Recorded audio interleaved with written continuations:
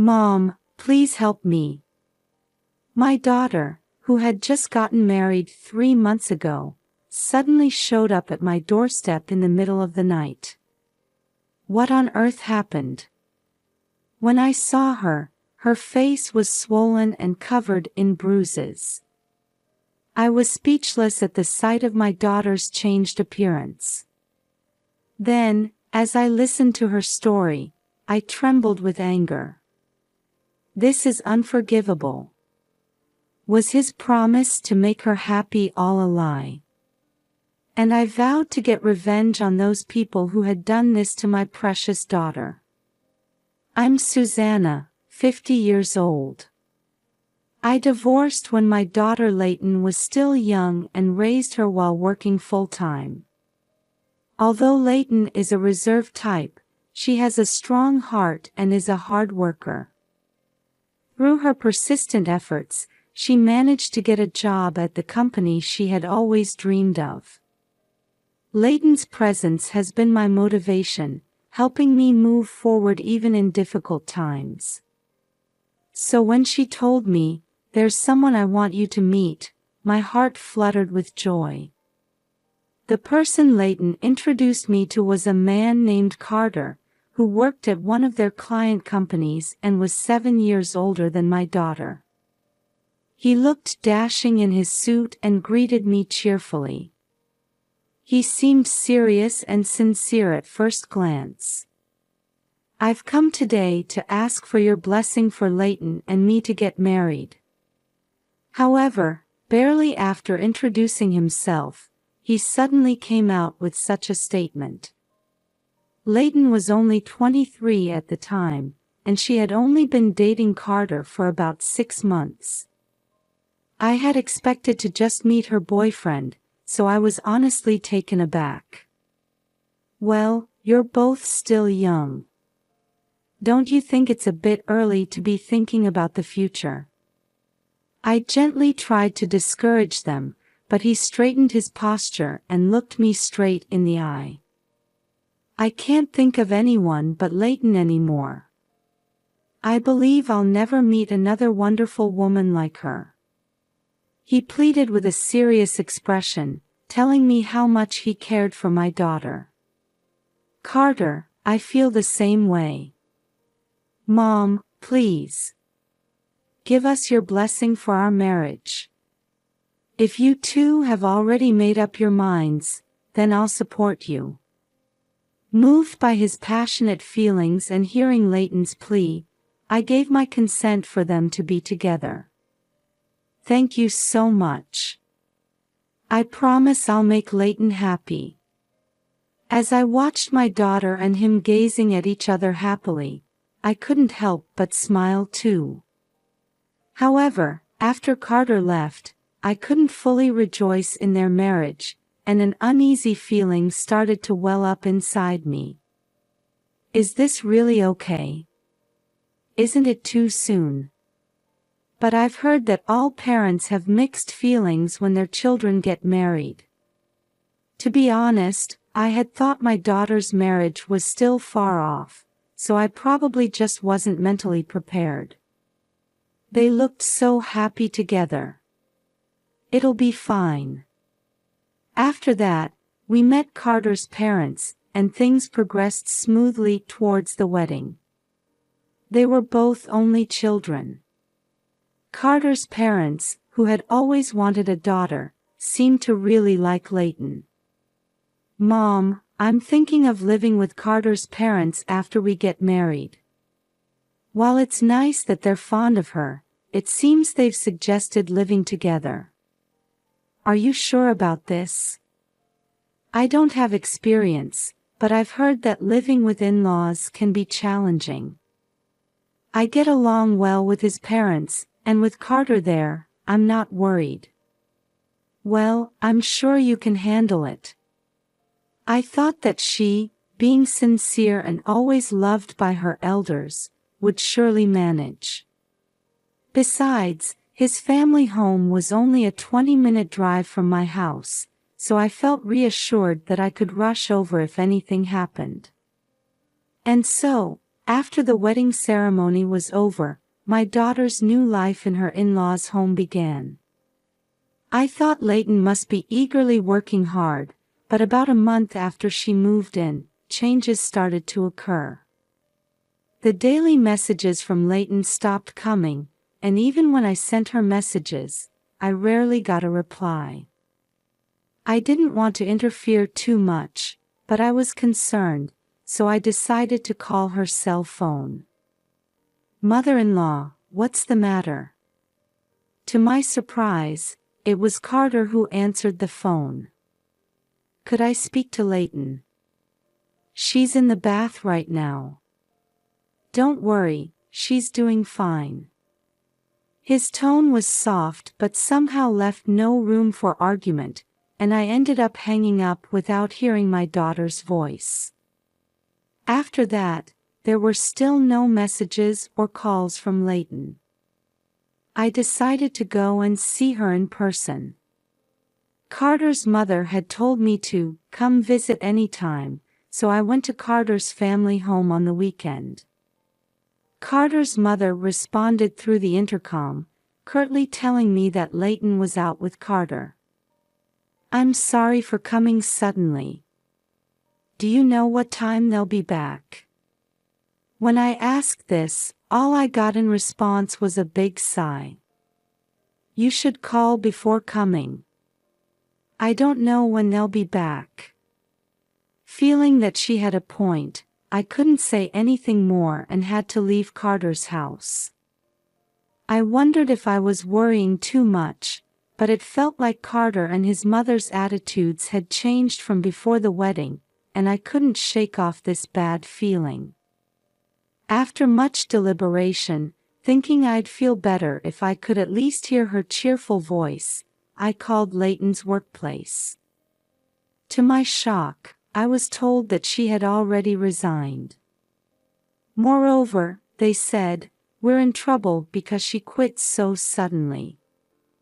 There's no way Leighton would quit her job like that. When she received the job offer from her dream company, we cried tears of joy together. Besides, Leighton was excited about balancing work and housework, so it didn't make sense for her to suddenly resign. Something is definitely wrong. But what should I do? Even if I visited Carter's house again, I wasn't sure if they'd let me see Leighton, and while I was debating whether to contact the police, the incident occurred. It was 2 days after I learned about my daughter's resignation, in the middle of the night. Suddenly, the doorbell rang. What? Who could it be at 2 a.m.? Suspiciously, I peeked at the intercom screen.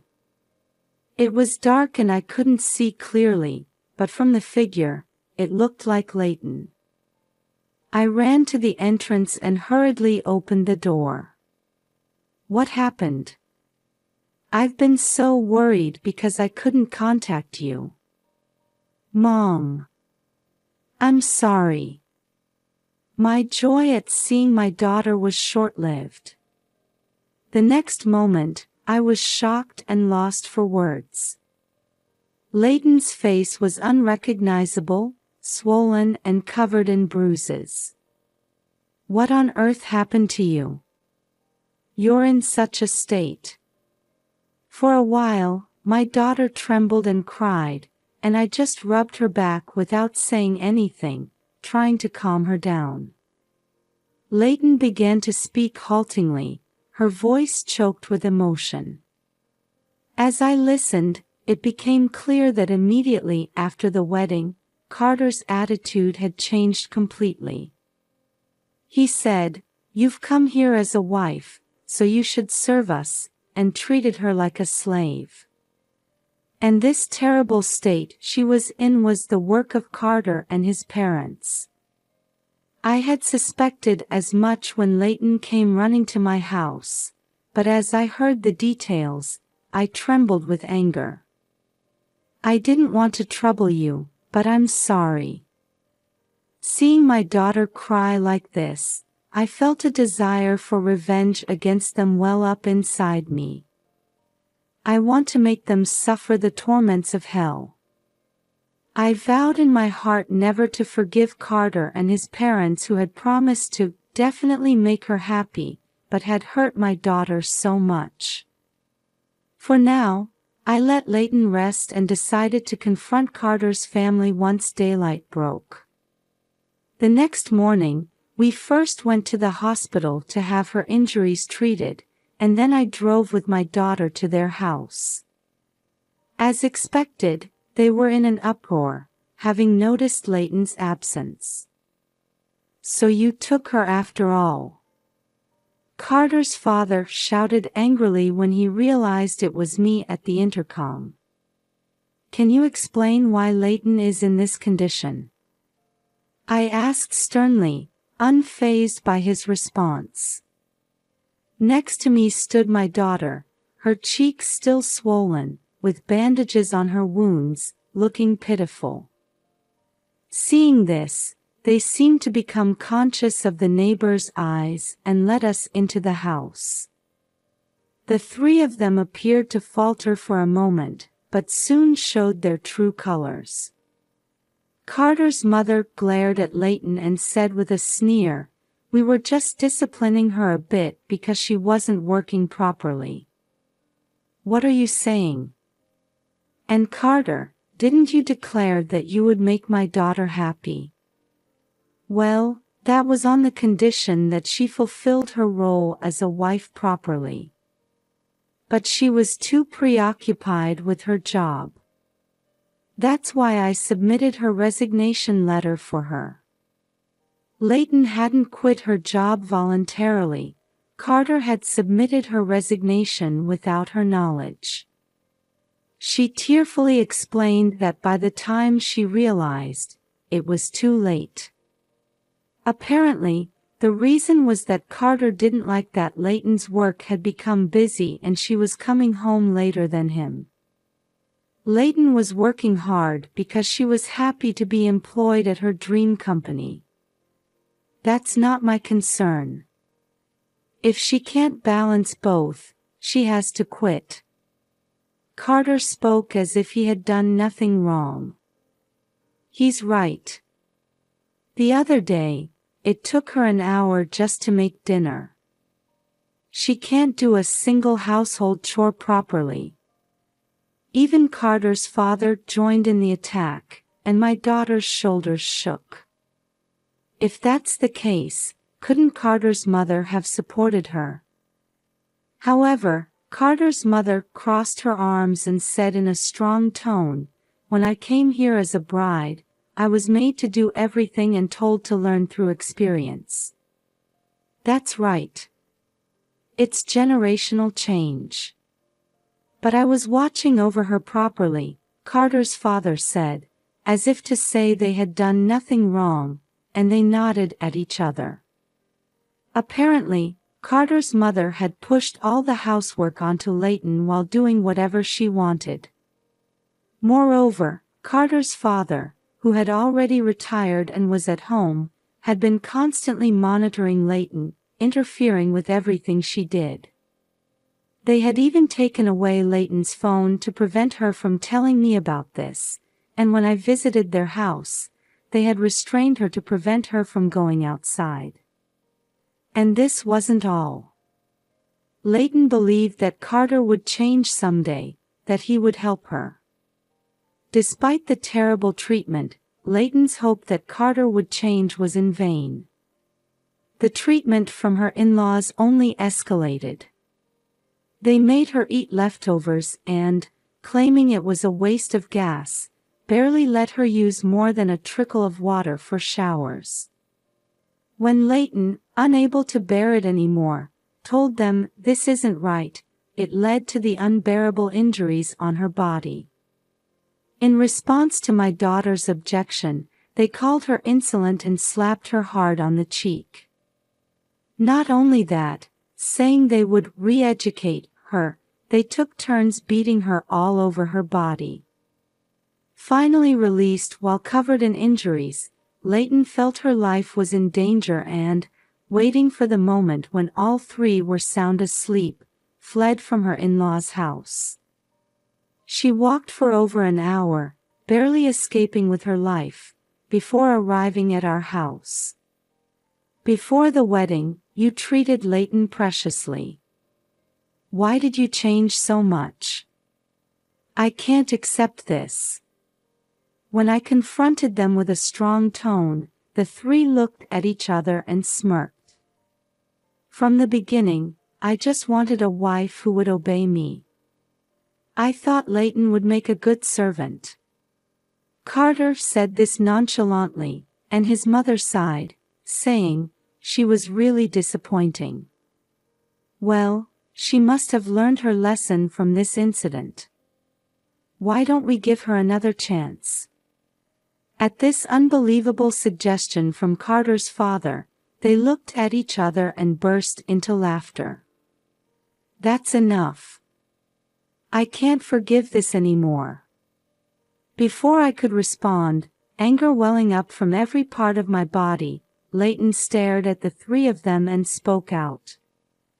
How dare you speak to us like that? When an angry Carter tried to grab my daughter, I quickly restrained him in a hold and pinned him to the floor, immobilizing him. As he struggled and his parents stood dumbfounded at my quick movement, I said, I didn't mention it before, but when I was young, I was on the verge of making it to the Olympics in wrestling. I had to give it up due to an injury. I increased the pressure on Carter, who was pinned down, and he started flailing his arms and legs with tears in his eyes.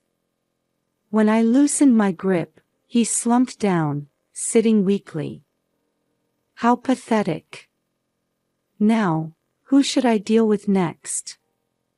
I said, cracking my knuckles as I slowly approached his parents. Please stop. They covered their heads and started trembling violently.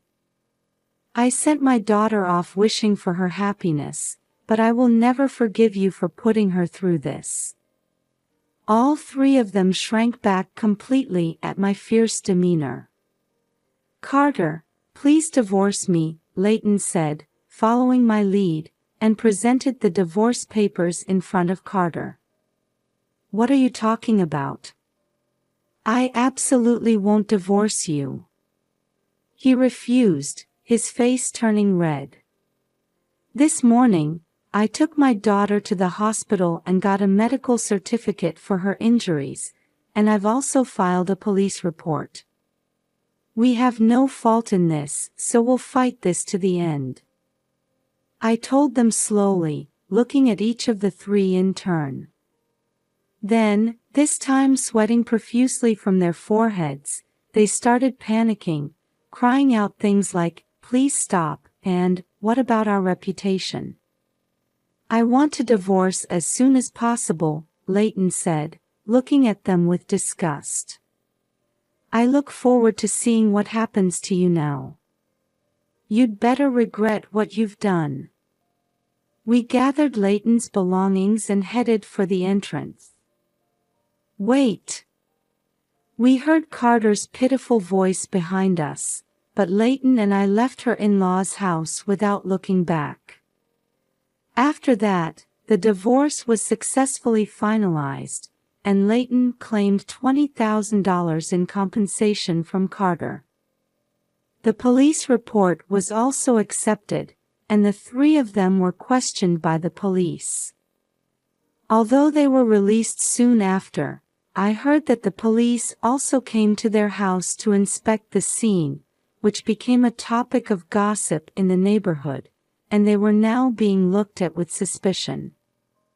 When Leighton told her former colleagues about the mistreatment she received from Carter, the news spread to his company, which was their client, and Carter was removed from the fast track to promotion. Meanwhile, Leighton slowly healed her mental and physical wounds at our home and then started moving forward to find a new workplace. My life is still far from over too. In fact, I've started training because I want to get involved with wrestling again,